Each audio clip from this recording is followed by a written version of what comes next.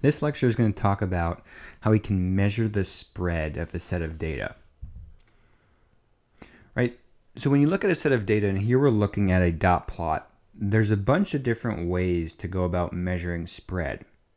And it's not necessarily the case that one is wrong or one is right, but it is the instance where some measures of spread can give you more insight than others.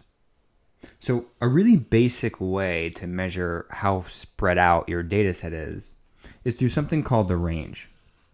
And what the range does is it looks at the largest value of your data set and compares it to the smallest value of your data set. And it looks at that difference, the difference between the highest point and the lowest point.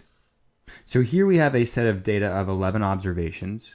The largest value in this case is 100. The smallest value in this case is 0. So if you were to look at and find the range of this data set, this would come out to be 100. 100 minus 0. But the question that we should think about is this a good way to measure the spread of a set of data? Right? Is looking at the max minus the min a good metric to determine the spread of data? Is it really giving us a lot of information about how our data are arranged?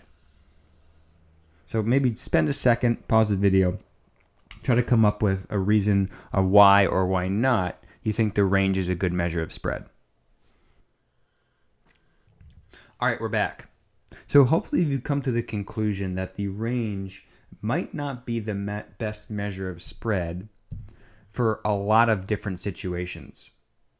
One way we can think about how the range is ineffective is imagine our last observation, observation 11, became 1,000 instead of 100, which originally it was. Well, if we were to find the range of this data set, the range would be 1,000. Your data spans 1,000 units. However, most observations are relatively close together.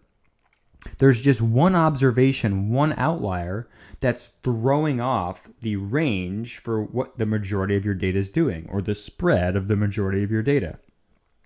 The range is very susceptible to outliers. It is not a robust measure of spread. Another reason why the range can be somewhat misleading at times is if we look at these three dot plots, A, B, and C.